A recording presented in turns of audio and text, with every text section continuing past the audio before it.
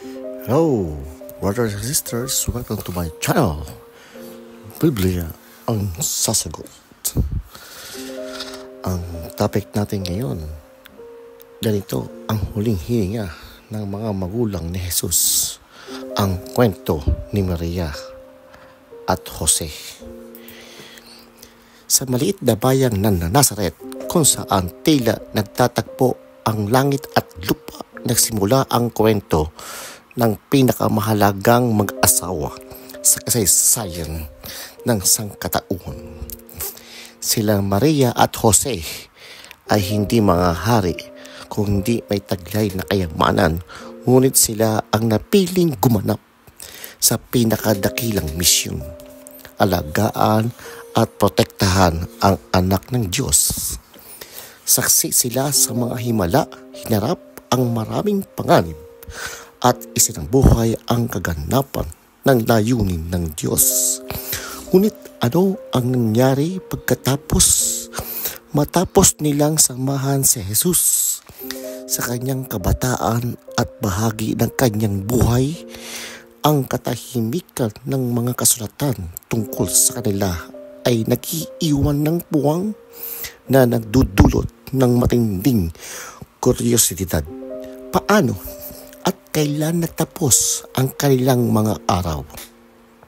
Ngayon, ating tuklasin ang buong kwento mula simula hanggang wakas ng buhay nila Maria at Jose, mula sa kanilang kapangananakan hanggang sa kanilang kamatayan. Matagal bago ipinanganak si Maria at bago pa man nabanggit ang kanyang pangalan, ang relihiyon saan matatagpuan ang Nazaret sa Galilea ay isang lugar ng matinding paghihintay sa espiritual at kaguluhan pang politika noong unang siglo. Sa ilalim ng pamamahala ng Imperyong Romano, ang lupaing ipinangako sa bayan ng Israel ay nabuhay sa gitna ng mga kaguluhan. Nang panahon iyon, ang buhay sa Galilea ay umiikot sa maliliit ng mga nayon, tulad ng Nazaret kung saan lumaki si Maria.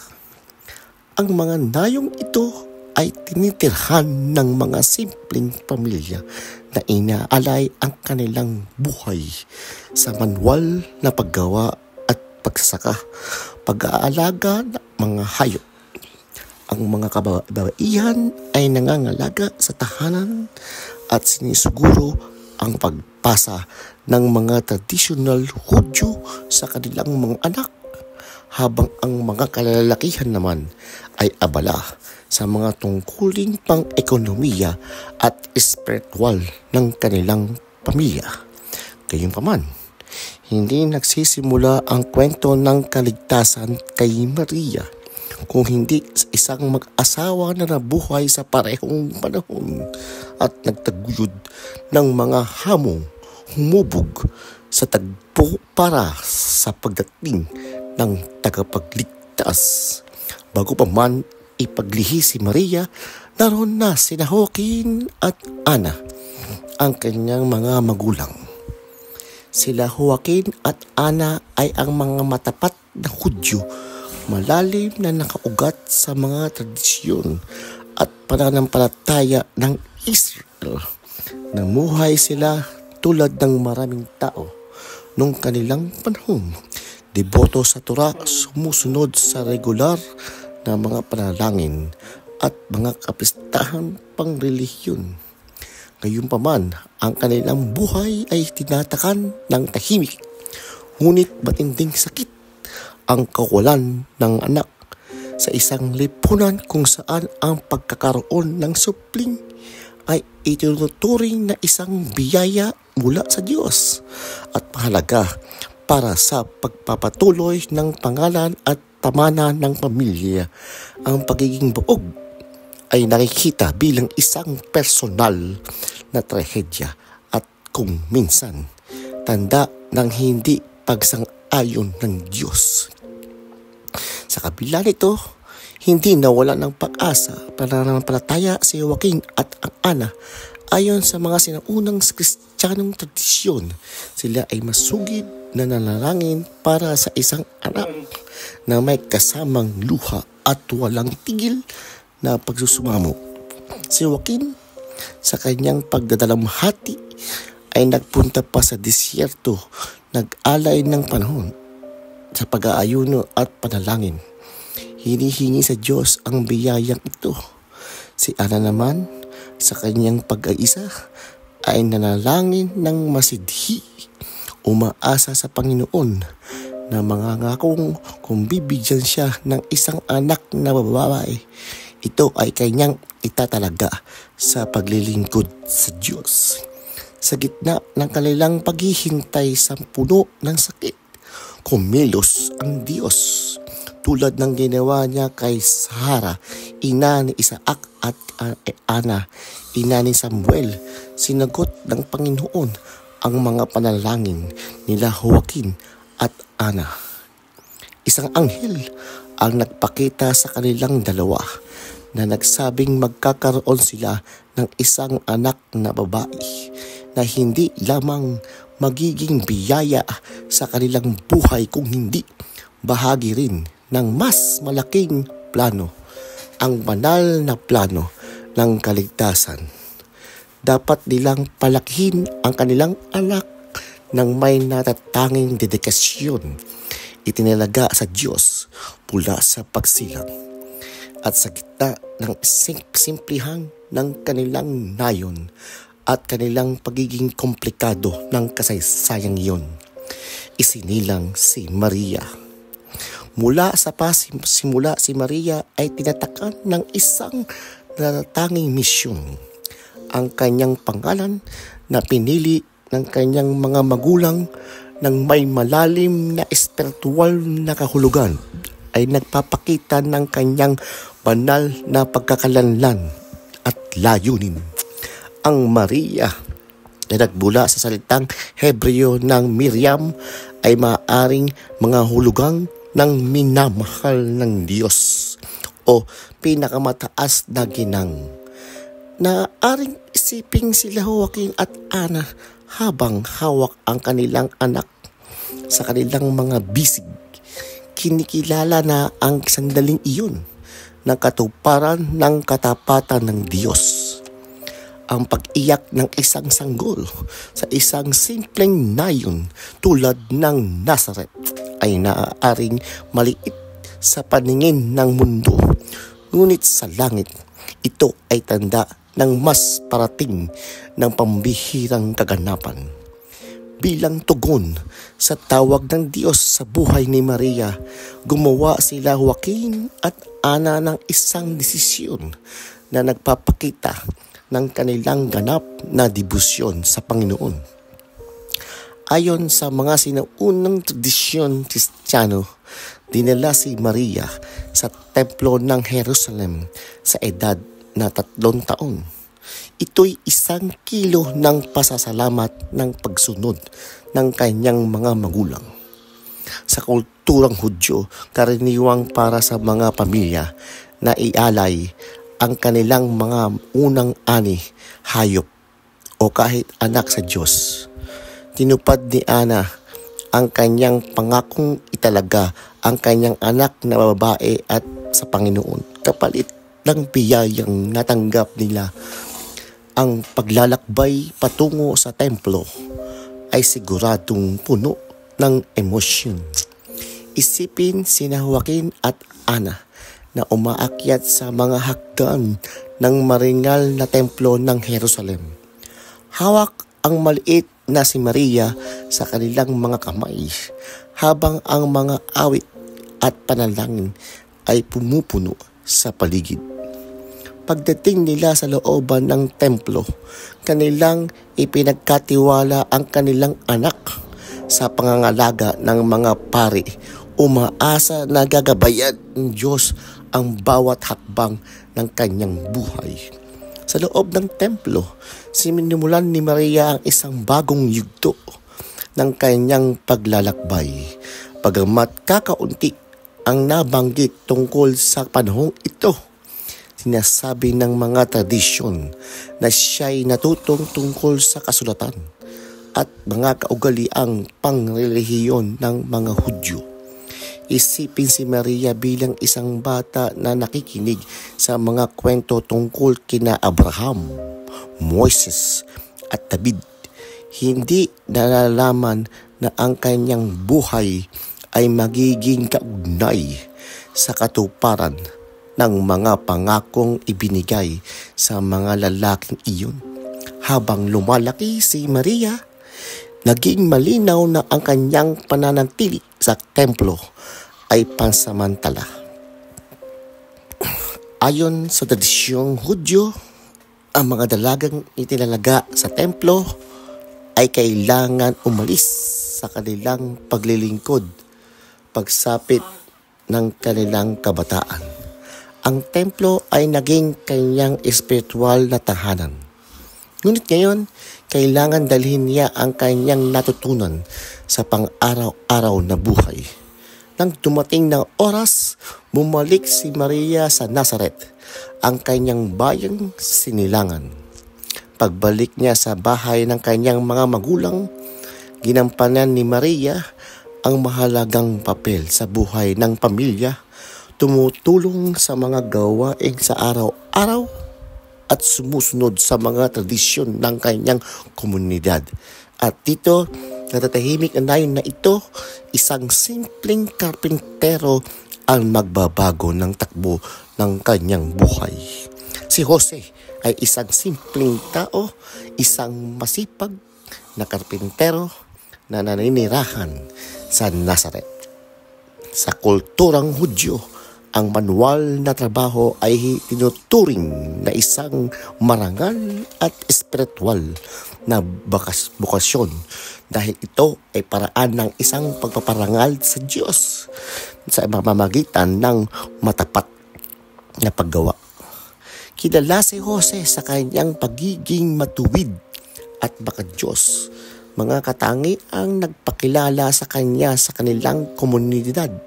Bagamat hindi siya mayaman at ang kanyang integridad at debosyon sa Panginoon ay nagdulot ng respeto mula sa kanyang mga kapitbahay. Tulad ng ibang kabataan noong panahong iyon, pinalaki si Jose upang bigyan halaga ang mga tradisyon ng kanyang bayan. Mula pagkabata, natutunan niya ang mga utos ng batas at ang kahalagahan ng pamumuhay ng may kabanalan. Bagamat walang detalyeng isinulat sa mga kasulatan kung paano nagkakilala sila Maria at Jose, maaaring isipin na isang maliit na bayan tulad ng Nazaret. Matagal nang nagkakakilala ang kanilang mga pamilya. Noong panahon iyon, ang mga kasal ay karaniwang inaayos ng mga pamilya, isinasaalang-alang hindi lamang ang pagiging akma ng pagkasintahan, kung hindi pati ang kanilang lahi, pananampalataya at katatagan ng pamilya. Nang ipinangako si Maria kay Jose, hindi ito nangangahulugan na magsisimula na silang manirahan ng magkasama. Sa halip, ang kasunduan ay simula ng panahon ng paghahanda. Si Jose, tulad ng kaugalian, ay naglaan ng oras upang magtayo o maghanda ng isang tahanan para sa kanyang magiging asawa. Samantala, nanatili si Maria sa bahay ng kanyang mga magulang na nasa ilalim ng proteksyon ng pamilya hanggang sa araw ng kanilang kasal. Ang pagitan ng erusin, kasundaan sa kasal o betrothal ay isuin ang mismong kasal ay isang yugto ng napakahalagang espiritual na kahulugan. Ang parehong magkasintahan ay tinuturing na legal na magkasintahan at ang pagtutol ng kasunduan ay nangangailangan ng formal na negosyo. Gayunpaman, hindi sila pinaghintulutan magsama o ganahanapin ang kasal hanggat sa formal na seremonya. Ang panahong ito ay nagsilbing panahon ng paglilinis, paghahanda at panalangin na sumasalamin sa kaseryosohan ng kasal. Sa panahong ito ng mahalagang paghahanda, naganap ang pinakadakilang kaganapan sa kanilang buhay, ang pagbubuntis ni Maria kay Jesus. Isinilasay ng Ebanghelyo ni Lucas ang kahangahangang sandaling ito. Ang anghel na si Gabriel ay sinugo ng Diyos upang kausapin si Maria, isang dalagang nakatakdang ikasal kay Jose. Magalak ka, puspos ng biyaya, ang Panginoon ay sumasa iyo.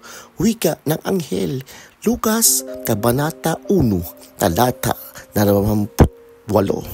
Narito, ikaw ay aking maglilihi at manganganak ng isang anak na lalaki at tatawagin mo ang iyong kanyang pangalan na Jesus. Siya'y magiging dakila at tatawaging anak ng kataas-taasan at ibibigay ng Panginoong Diyos sa kanya ang trono ni David na kanyang ama. Bagamat naguguluhan, ipinakita ni Maria ang kanyang matatatag na pananampalataya.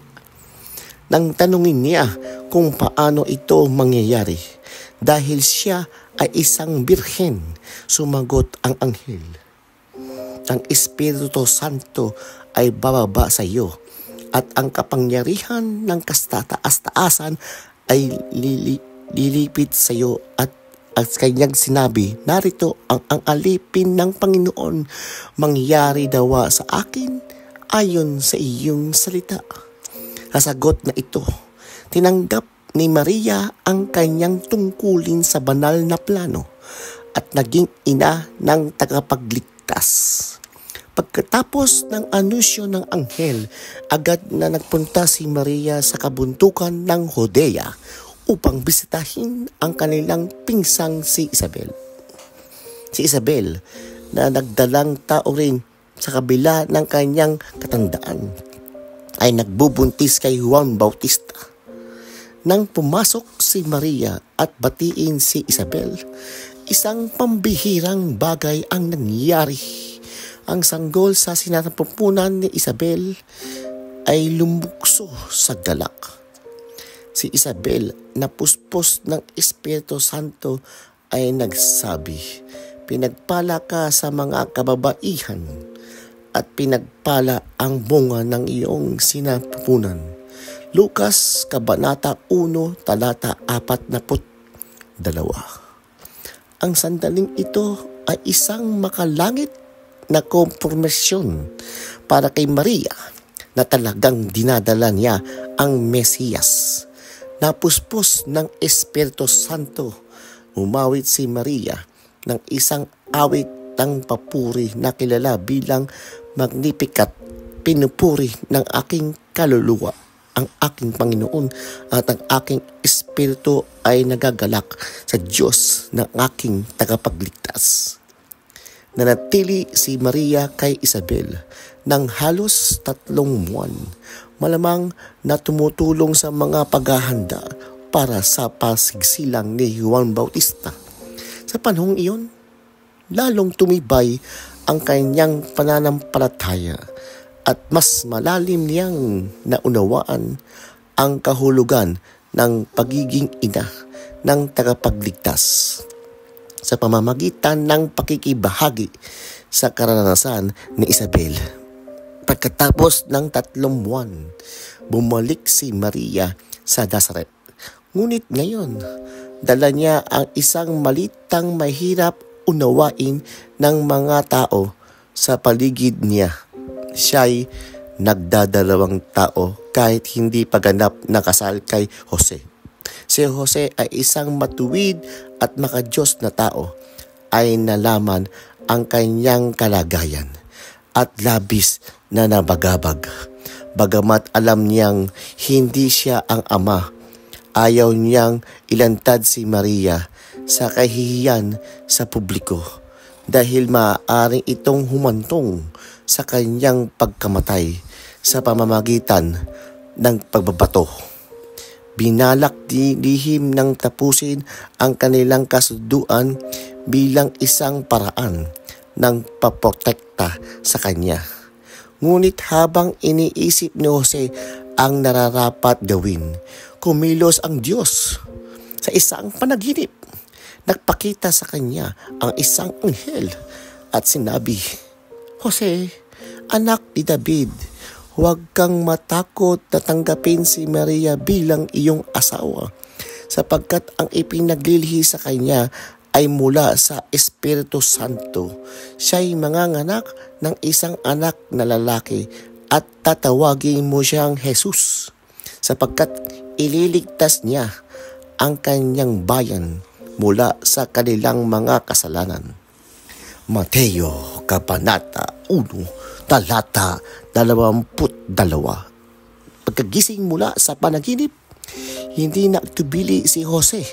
Natanggap niya ang kanyang banal na tungkulin bilang tagapagtanggol ni Maria at ama sa lupa ni Jesus. Pinakita ni Jose ang isang mapagpakumbaba at praktikal na pananampalataya. Pinagkasiwaan ang responsibilidad ng pag-aaruga sa espesyal na pamilya ng iyon. Naging tagapagbigay at tagapagtanggol siya ni Maria, handang harapin ang mga hamong darating sa kanila.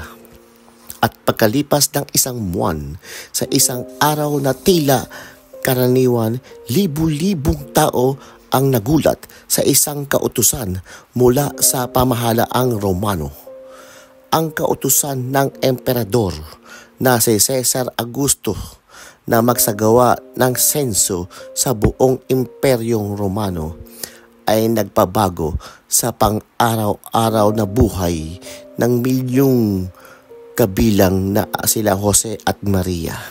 Ang utos ay nag-atas sa bawat lalaki na bumalik sa bayan ng kanilang angkan upang mairehistro. Para kay Jose, nangangahulugang ito ng isang mahabang paglalakbay mula sa Nazaret patungong Bethlehem, ang bayan ni David, dahil siya ay kabilang sa angkan ng dakilang hari ng Israel. Lucas, Kabanata 2, Talata 4. Isipin ang kanilang kalagayan. Si Maria, buntis, ay kailangan harapin ang mahirap na paglalakbay ng halos 70 kilometro. Ang mga daan ay mapanganib, dumadaan sa mga kabundukan at lantad sa masamang panahon at panganib ng mga magnanakaw. Para sa isang mapakumbabang mag-asawa tulad nila, ang paglalakbay na ito ay isang legal na obligasyon, ngunit isa ring patunay na kanilang pagsunod at lakas ng loob sa harap ng banal na plano. Pagdating sa Bethlehem, hinarap nila Jose at ang maraming hamon. Ang bayan ay puno ng mga malaglalakbay na tulad nila ay bumalik para sa senso. Wala silang mahanap na matutuluyan at ang tanging opsyon ay isang simpleng kuwadra kung saan inaalagaan ang mga hayop. Sa mapakumbabang takbong ito, isinilang ni Maria si Jesus. Binalot siya sa lampin at inilagay sa gisang sabsaban. Lucas, Kabanata 2, Talata 7. Ang kasimplihan ng sandaling ito ay kabaligtaran ng kadakalian ng Diyos. Ang tagapagligtas ng mundo, ang anak ng Diyos, ay isinilang hindi sa isang palasyo, kundi sa isang karaniwang lugar. Ang detalyeng ito ay sumisimbolo sa misyon ni Jesus. Hindi siya dumating para sa makapangyarihan, kundi para sa lahat, lalo na sa mga makapakumbaba at nakalimutan ng lipunan. Sa gabing iyon, nagdiwang ang lahang langit ang mga pastol na sa mga parang malapit sa Bethlehem ay binisita ng isang anghel na naghayag ng pagsilang ng Mesiyas. Ngayon, sa lungsod ni David, isinilang ang tagapagligtas na si Kristo ang Panginoon. Sila ang unang bumisita kay Jesus at di nagtagal, dumating din ang mga mago mula sa mga silangan upang makita ang hari ng mga Hudyo. Nagdala ng mga regalo bilang pagpupugay ng kanyang kaluwalhatian. Ngunit ang unang kagalakan ay agad na napalitan ng panganib. Si Herodes, ang hari ng Judea, ay nabalitaan mula sa mga pantas na lalaki mula sa silangan tungkol sa pagsilang ng isang hari ng mga Hudyo. Natakot na mawala ang kanyang kapangyarihan, inuutos ni Herodes na patayin lahat ng mga batang lalaki sa Bethlehem na may edad 2 taon pababa. Mateo Kabanata 2, talata 16. Minsan pa direktang kumilos ang Diyos sa buhay ni Jose. Sa isang panaginip, binalaan siya ng isang anghel. Bumangon ka, kunin mo ang bata at ang kanyang ina at tumakas ka papuntang Ehipto. Manatili ka doon hanggang sabihin ko sa iyo, sapagkat hahanapin ni Herodes ang bata upang patayin. Hindi nagdalawang isip si Jose. Sa kalagitnaan ng gabi, dinala niya sila Maria at ang maliit na Jesus at umalis papuntang Ehipto. Ang paglalakbay ay mahaba at mapanganib. Ngunit ang kanyang pagsunod ay nagligtas sa tagapagligtas. Ang panahon sa Ehipto ay naging isang yugto ng pagkatapon at ganap na pag-asa sa Diyos. Ngunit ito rin ay katuparan ng propesya. Mula sa Ehipto ay tinawag ko ang aking anak. Hosea, Kabanata 11, talata 1, binanggit sa Mateo, Kabanata 2, talata 15. Matapos ang kamatayan ni Herodes, muling nakatanggap si Jose ng gabay mula sa isang anghel sa isang panaginip. Bumangon ka, kunin mo ang bata at ang kanyang ina at pumunta ka sa lupain ng Israel sapagkat patay na ang mga nagtatangkang pumatay sa bata. Sa kanyang pagsunod, pinangunahan ni Jose ang kanyang pamilya pabalik sa kanilang lupain. Sa una, naisip nilang bumalik sa Judea, ngunit nang malaman nilang si Arkelao, anak ni Herodes, ang namamahala roon, napagpasyahan nilang manirahan sa Nazaret sa Galilea. Doon, sa isang simpleng bayan na malayo sa intriga ng politika at pagbanta, lumaki si Jesus, tahimik ngunit puspos ng layunin. Si Jose bilang isang karpentero ay nagsusustento sa kanyang pamilya. Ngunit higit pa rito, naipasa niya kay Jesus ang mga pagpapahalaga sa pasensya, katupatan at dedikasyon na kinakailangan sa kanyang gawain. Ang trabaho sa kahoy at bato na karaniwang noong panahong iyon ay nagturo kay Jesus ng halaga ng pagsisikap at ang koneksyon sa pagitan ng paglikha at paglilingkod. Mga aral na ang kalaunan ay makikita sa kanyang ministeryo. Si Maria naman ang kanyang naging pundasyon ng emosyonal at espiritual na sustento ng pamilya. Ang kanyang dedikasyon at pagmamahal ay humubog sa karakter ni Jesus. Inihahanda siya para sa mundo ng may hindi matitinag ng pananampalataya. Sa ganitong paraan, ang tahanan sa Nazaret ay naging lugar kung saan inihanda ni Jesus para sa kanyang banal na misyon. na pinagsama ang trabaho, pananampalataya at pagmamahal sa perpektong pagkakaisa. At dito sa kasamaang palad, nagwawakas ang kwento ni Jose. Nang si Jesus ay 12 taong gulang, naganap ang huling pangbanggit kay Jose sa Biblia. Ito'y nangyari sa isang paglalakbay ng pamilya patungo Jerusalem upang ipagdiwang ang Paskwa. Natapos dumalo sa mga ritual na templo, nagsimula sila Maria at Jose na bumalik sa Nazaret. Naniniwalang kasama nila si Jesus sa grupo ng mga manlalakbay. Ngunit sa pagtatapos ng araw, napansin nilang wala siya sa kanilang piling. Puno ng pagkabahala, bumalik sila sa Jerusalem upang hanapin siya. Pagkaraan ng 3 araw, natagpuan nila si Jesus sa templo, nakaupo sa gitna ng mga guro ng batas, nakikinig at nagtatanong. Ang kanyang tugon kay Maria at Jose, nagsiyang tanungin, ay lubos na makahulugan. Bakit ninyo ako hinahanap? Hindi ba ninyo alam na ako'y dapat na nababahay ng aking ama? Lucas, Kabanata 2, Talata 49. Ang pangyayaring ito ay naging isang mahalagang sandali sa pagkaunawa nila Maria at Jose sa banal na tawag kay Jesus.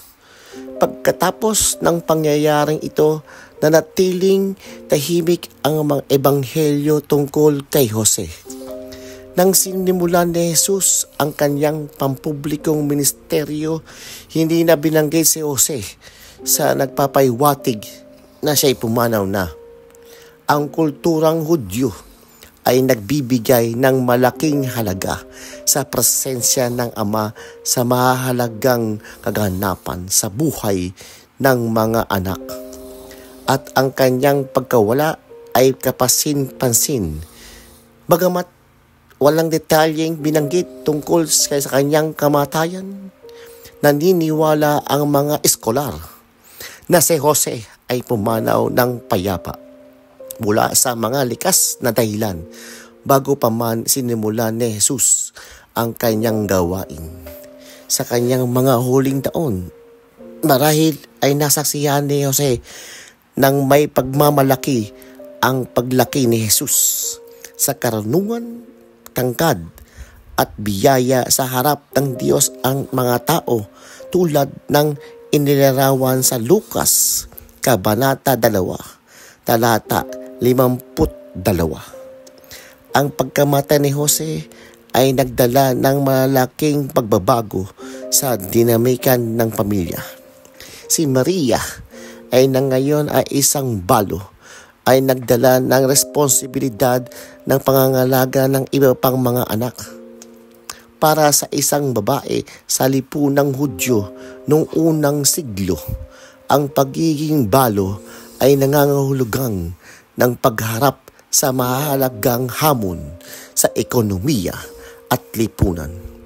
Ngunit si Jesus bilang panganay ang pumalit bilang tagapagtaguyod at tagapagtanggol ng pamilya. Ipinagpatuloy niya ang propesyon ng pagiging karpintero, tinitiyak ang kabuhayan ng pamilya habang inihintay ang tamang sandali upang simulan ang kanyang ministeryo. Ang karanasang ito ng kanyang pagkawala at responsibilidad ay lalong humubog sa kanyang pagkatao. Pinapayagan siyang makipag-ugnayan ng mas malalim na sakit at pakikibaka ng mga tao na kanyang makakasalamuha sa kanyang paglalakbay. Sa wakas, sa edad na 30, sinimulan ni Jesus ang kanyang ministeryo. Lucas, Kabanata 3, Talata 23. At mula sa simula, si Maria ay nariyan. Ang unang tanda nito ay nangyari sa kanya nang gawin ni Jesus ang kanyang unang himala sa kahilingan ni Maria na pinagbago ang tubig upang maging alak sa isang kasalan. Si Maria na may matatatag na pananampalataya ang nagdala ng pangangailangan sa atensyon ni Jesus. At sinabi sa mga tagapaglingkod, gawin ninyo ang anumang sabihin niya sa inyo. Juan, Kabanata 2, Talata 5. Isa itong makasagisag na sandali na nagmarka sa paglipat mula sa kanyang papel bilang ina tungkol sa pagiging tagasunod ng Mesiyas. Si Maria ay hindi lamang sumubaybaybay sa ministeryo ni Jesus, kung hindi nakiisa rin sa mga tagumpay at kabiguan nito. Nasaksihan niya ang dumaraming tao sa sumusunod sa kanyang anak, ang mga himalang kanyang ginawa, at ang mga salitang nagbibigay buhay sa kanyang sinapit. Gayunpaman, naramdaman din ni Maria ang bigat ng pagtanggi ng hinarap ni Jesus, lalo na sa Nazaret, ang kanilang bayan, kung saan sinabi niya na walang propeta na tinatanggap sa kanyang sariling bayan. Lucas, Kabanata 4, Talata 24. Ngunit sa krus, hinirip ni Maria ang kanyang pinakamalaking pagsubok. Sa anan ng krus, nasaksihan niya ang paghihirap ng kanyang anak. Sa Juan Kabanata 11, Talata 26, itinila ang mga salitang ni Jesus sa kanya. Babae, narito ang iyong anak, na tumutukoy sa alagad na si Juan na kumakatawan sa lahat ng tagasunod ni Kristo. Kahit sa kanyang sakit, nanatiling matatag si Maria, isang halimbawa ng pananampalataya at debosyon sa gitna ng pagdurusa. Sa muling pagkabuhay ni Jesus, naranasan ni Maria ang isang walang kapantay na kagalakan at pakiramdam ng naganap na tungkulin. Ngunit hindi natapos dito ang kanyang kwento. Matapos ang pag-akyat ni Jesus sa langit, nanatili si Maria kasama ang mga apostol na nagkakaisa sa panalangin sa sinakulo, naghihintay sa katuparan ng pangako ng Espiritu Santo. Mga gawa ng mga apostol, Kabanata 1, Talata 14. Gayunpaman, habang lumilipas ang mga taon, natapos din ang paglalakbay ni Maria sa lupa. Ang siyang naglaan ng kanyang buong buhay sa kalooban ng Diyos, nagpalaki ng kanyang anak at tumulong sa pagtubos ng buong sangkatauhan, ay dumating sa kanyang huling sandali. Isinasara ang kanyang kabanata sa mundo. Isiniwalat sa atin ng tradisyong Kristiyano na sa kanilang mga huling araw, si Maria ay namuhay na napapaligiran ng mga apostol at ang mga unang tagasunod ni Jesus. Nanatili siyang isang huwaran ng inspirasyon at pananampalataya para sa batang simbahan. Ngunit sa wakas, dumating din ang huling yugto ng kanyang misyon. Ayon sa ilang tradisyon Kristiyano, lalo na sa mga simbahang Ortodokso, tinatawag nila ang pagtatapos ng buhay ni Maria bilang dormition o pagkakatutulog. Naniniwala siya ay namatay ng mapayapa at pumasok sa isang banal na pagtulog. Pagkatapos nito, pinaniniwala ang kanyang katawan ay niluwalhati at inakyat sa langit. Samantala, sa pananaw ng simbahang Katoliko na ipinahayag sa dogma ng Asunsang noong 1900, at 55 ni Papa Pio XII, si Maria ay iningatan mula sa kasalanang orihinal. Dahil dito, hindi siya dumanas ng kabulukan ng kamatayan. Itinuturo ng simbahan na siya ay inakyat sa langit ng buo katawan at kaluluwa nang hindi nililinaw kung siya ay namatay muna o basta na lang natulog bago luwalhatiin. Sa gayon, kapwa pinararangalan ng dalawang tradisyon si Maria bilang isang taong hiniwalay sa kasalanan at inangat sa walang hanggang kaluwalhatian. Itinatampok dito ang kanyang taratanging papel sa kasaysayan ng kaligtasan bilang ina ng Diyos.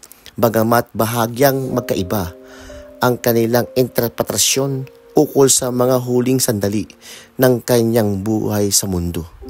Maraming salamat sa iyong pagsubaybay at hanggang dito, kung narating mo ang bahaging ito ng kwento, ipaalam mo sa akin sa mga komento. Saan ka nanonood? Natutuwa akong nalaman mo kung gaano kayayo ang nararating ng mensaheng ito. At huwag huminto dito at patuloy na makinig dito sa aking Biblia ang Sasagot. Maraming salamat, brothers and sisters. God bless.